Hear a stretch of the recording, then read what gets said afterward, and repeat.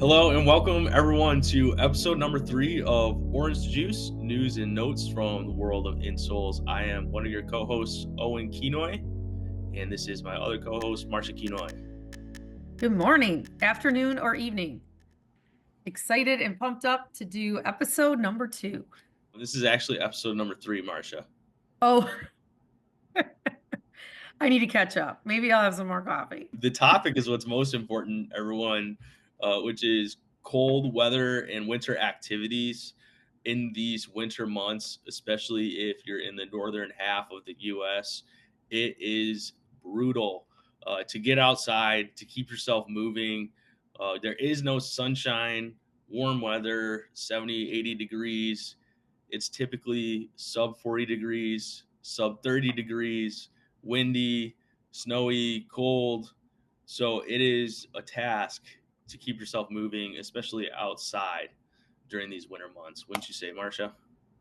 Yeah, you kind of made me depressed there for a hot second. So I will say I'm currently at our southern location, but I will be coming back to the snow tomorrow. So I'm getting pretty fired up, but it does seem like it can be a downer in the wintertime. I will say, but I think this is exciting about our podcast today is to bring you lots of ideas on how to get outside and get moving and appreciate Mother Nature a little bit. So, and how to do it right and not be cold. So, Owen, let's hear it. Yeah, you got that right. We have the solutions to all of your problems here, which one of them is staying active in the winter.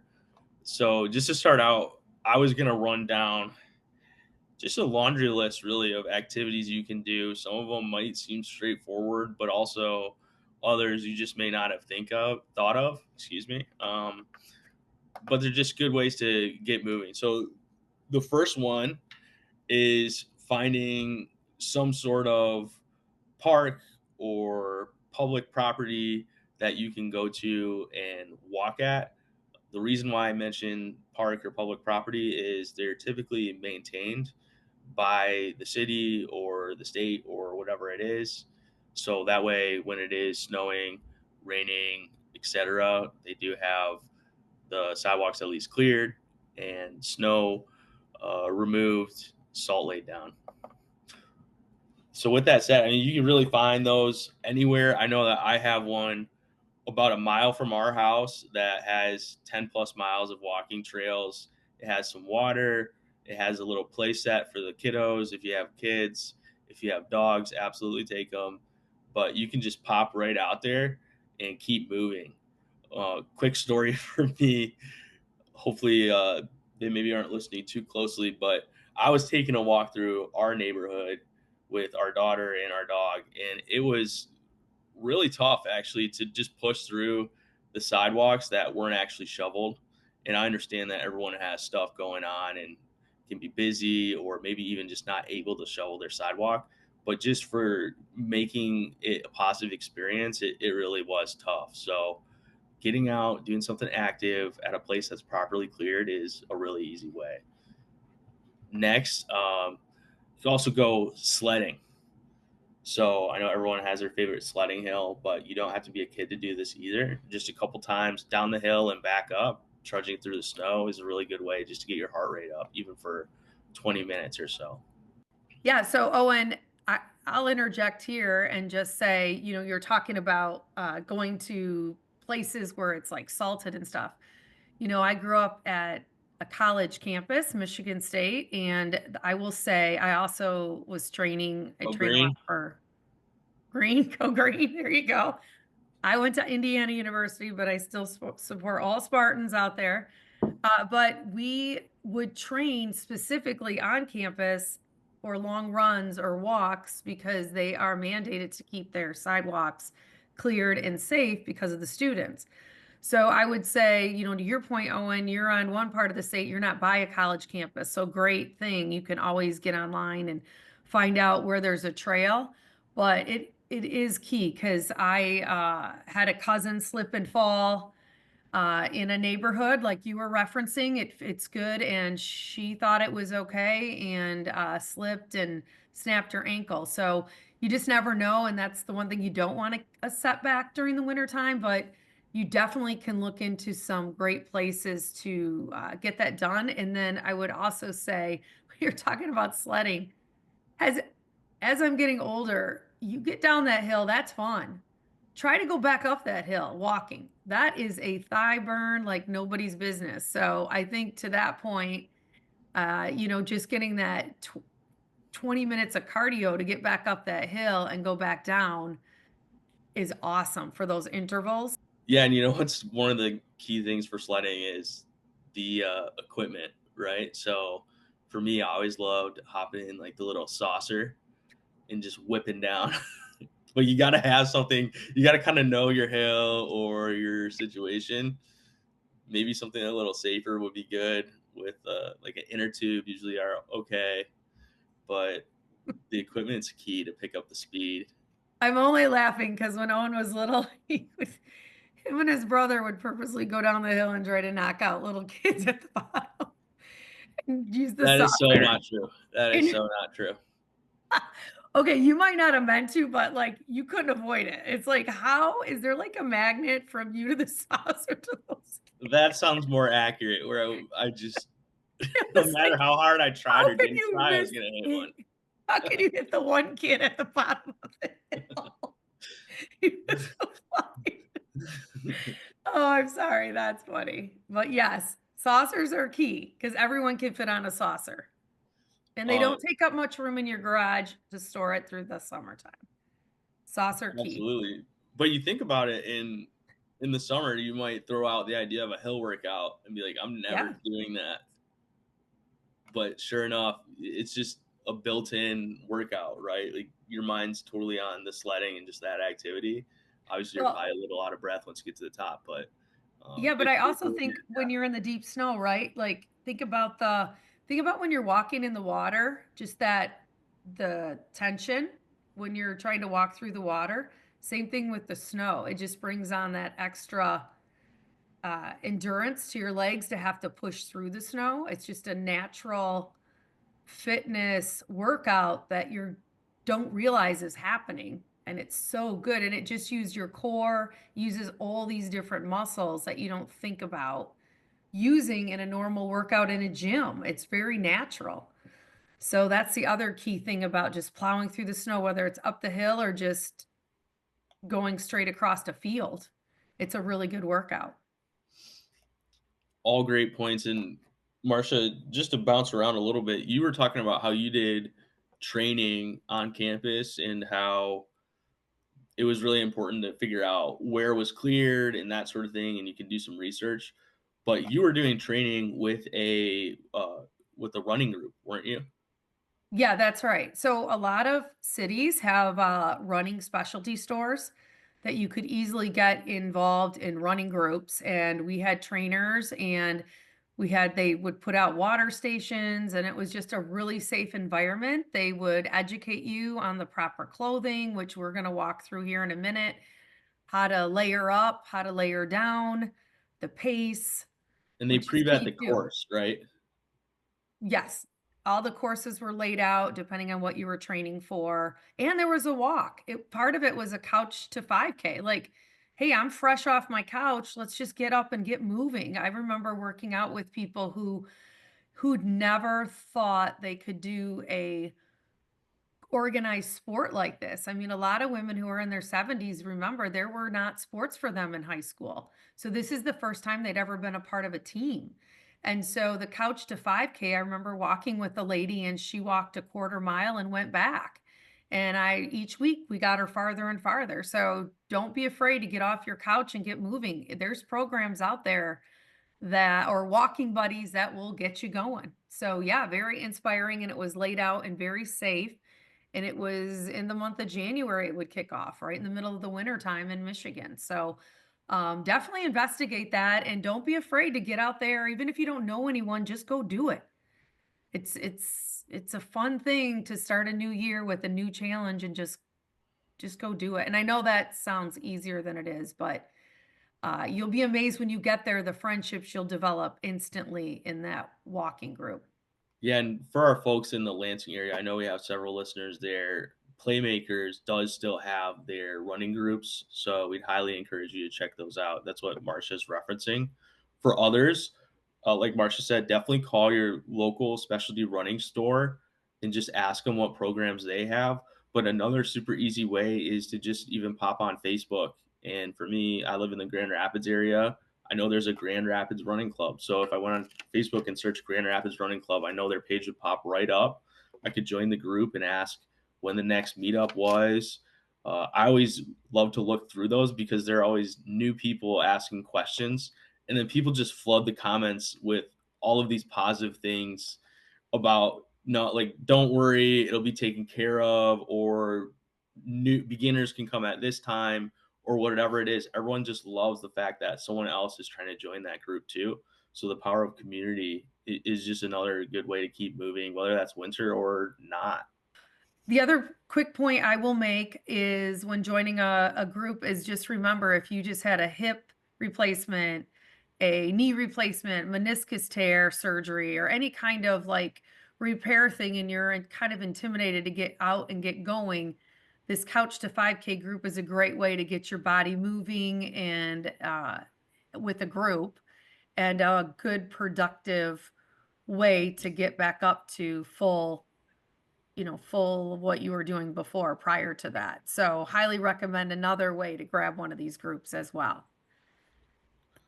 A few other quick things that I'm sure you've thought of. One thing we mentioned on our previous podcast was shoveling snow.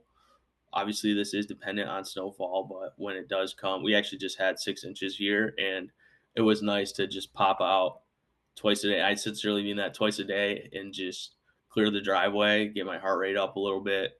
I was intentional to not let it build up, so it made it a little easier, which is always a key. I learned my lesson one time with that, and never again. Others, However, you do have an uncle nearby with the snow plow who yeah, probably got you out of that situation, which is very helpful in Grand Rapids. yes. Am I not so lucky? Others, obviously, skiing, snowboarding. But if you can't really make it outside or just can't stand the cold weather, another quick thing you can do indoors, even just jump rope, grab some free weights, do a weight routine. Maybe you could go to the mall and walk at the mall. So just some quick hitters that if you aren't making it outside or you're really nervous about the ice or whatever it is, you can at least do something to keep moving. Oh, and I love the mall idea. One thing I do with girlfriends in the wintertime is we meet at the mall, we get our steps in, and then we go to the food court and grab quick lunch. And so it's just a great way to catch up with people, but be active about it as well. And with girlfriends, you're going to want to chit chat. So you might as well chit chat and get your steps in and then, grab a little lunch. So I love the mall idea. Yeah, I mean that's so funny you say that because I do that with my girlfriends too. So we all go and chat and hang out and shop. I'm kidding. If I'm gonna be honest, I haven't been to a mall in a long time. Shop local though. So with that said, we're gonna transition a little bit here. When you're getting outside in this cold weather, how do you actually stay warm? Yes, moving helps, but just putting on a jacket doesn't always do it. I'm sure you've tried to go do something and you underdressed or didn't dress as warm as you thought. So this is for you. Where to start? So first off, when we think about layering in the winter, I think everyone's heard that. Yes, it is true that you can always take layers off, but you can't put layers that you don't have on. That's something that I learned just recently when I became a dad. It's funny how natural it was. Suddenly it just clicked. I knew that. So with that said, you're going to want to make sure on the inside, or I guess your inner layer, is an insulated layer. So the insulation is key because it's actually going to trap the heat that your body's producing. And then with that insulation, you're going to want to pair it with a weatherproof layer on the outside. So the insulation again traps the heat, and then the weatherproof layer is great to prevent any wind, snow, moisture from entering your internal core. So combining those two things to really keep it simple is key. For me, I actually layer multiple times. So I'll put on a merino wool base layer, and then I will put on a thicker thermal insulated layer. Usually it is some sort of cotton, but it's just thicker to keep the heat in again. And then I actually put on a down vest. It is a light down vest, but I put on the down vest. And then over top of that, I put on my weatherproof shell, which is a Patagonia jacket that is fully Gore-Tex, windproof, waterproof. And with that, usually I'm pretty well covered. And then I can start to peel off the different layers if I need to. Maybe I take my vest off at some point. Maybe it's not actually raining or wet, so I can peel off my weatherproof layer. But those are the keys: the insulated layer, the weatherproof layer, and then making sure you have enough. Yeah, so I'm just gonna jump in there too. So when I was training and when I do train for running, whether it's a couch to 5K, just a quick brisk walk, or it's a long run, oh, and you nailed it. Like, just putting on those. So, like, there's a brand called Smart Wool. Owen can speak to it more. As we mentioned, our history, our background is we own a running specialty store who sells all these products. And so these layers are so critical. So in the wintertime, I'd use a thicker fabric, smart wool. And then I would put a kind of a warmer coat over it, just a running jacket, but it had a layer of winter like thickness in it. And then I'd put a windbreaker over it just to keep protection from the wind. And so I'd also wear thicker pants, thicker running pants. There's like winter type running pants that you can wear. But one thing that was key, and I'd have gloves on, but as I started in probably a mile in, I just start stripping layers, maybe 2 miles in. You'd be amazed how fast your body can warm up. And so I would just peel off the top layer, tie it around my waist. But to Owen's point, I would never have got running the first couple miles if I didn't have those layers on. There's no way I would have even went into the cold. So real key on the layering piece, and they can easily peel off and tie to your waist as you're, going through the workout. And then I would say too, I would always tell the kids you have to wear a hat when you go outside because we just assume I always thought 50% of the heat goes through your head when you're out in the winter, and I looked it up and it's actually a myth, which is funny because I told my son this his whole life. I'm sure he will hold this against me from admitting I was wrong. But I found out that really it's only the percentage of heat that goes out your head is the percentage of what your head is to your body. So, for example, I think my head is 7% of my body. So only 7% was going out my head. Maybe 3 or 4% is going out my hands. However, when it's that cold, you still want to protect that stuff. So one thing is there is thinner running gloves that you can have, not super thick, but just, thinner protective ones as you're running. And then there's those thinner type hats, not like a big thick wool hat that you would wear out maybe shoveling, but there's different products that way too, right, Owen? That those added other items too could help. Yeah, there's knit hats and wool hats and that sort of thing, and those are pretty warm. But there's also the balaclava, which is basically like a face mask. If you ever see like a robber in a movie, they're probably wearing a balaclava. And then there's also the neck gaiters, which just cover your neck. Shoe Yep. gaiters, which you can put on to keep the snow from out of your boots or shoes. All key features. And one thing that I wanted to circle back on was Smart Wool. So Smart Wool, Marsha mentioned, and we could probably do a whole episode on Smart Wool and Merino wool more specifically. So Smart Wool is a brand that sells merino wool products. Merino wool products are different from traditional wool products because they have a few different properties that kind of set them apart. First is yes, they are a insulated thermal layer, so they're gonna trap the heat. That is not different from wool, but it is a temperature regulated layer. So with that said, when your feet or really just your body in general. I'm saying feet because I always get their socks. But when your body gets cold, it will provide that. And then as they start to get warm or heat up, the wool will actually adapt to that as well and become more breathable. Why is that? It's because the sheep that the wool comes from, the merino wool comes from, are exposed to the mountains. So as they go up and down the mountains, or just the seasonality, it's going to be very cold sometimes and then very warm at other times. So that's why it's been adjusted, or that's why over time the merino wool is able to provide that property. And then also another awesome fact about merino wool is it's heavily odor resistant. So I am a smelly dude, and usually I just wear, like, I put on deodorant and all that, take showers, but if I wear a shirt for a day, like, it's toast. That's gonna have to be washed. But with my merino wool, I can actually wear it multiple times. Usually I'll wear it 3 or 4 times, but I know that there are people that'll take them on like hikes and camping trips and literally wear them for weeks and months at a time because they swear by the antimicrobial fiber that really prevents that smell. One thing I would say too is, if anyone's planning a trip to Europe, it's a great thing to throw into your back if you don't have an opportunity to do a lot of laundry.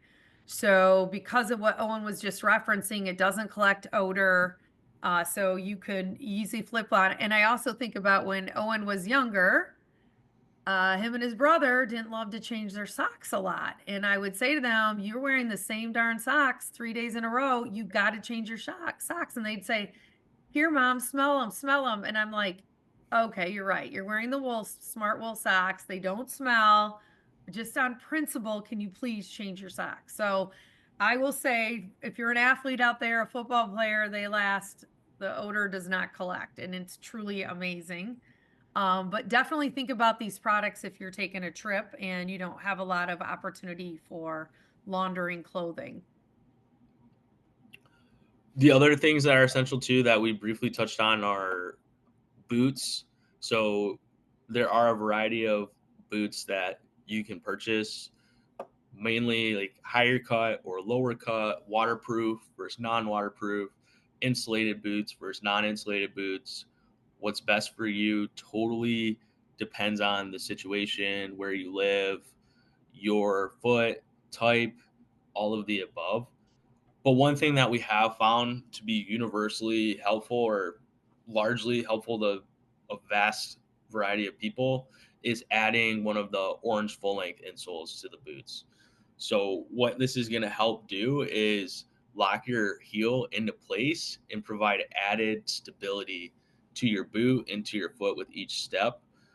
If you'll remember to our last episode, one of our key product features is the deep heel cup.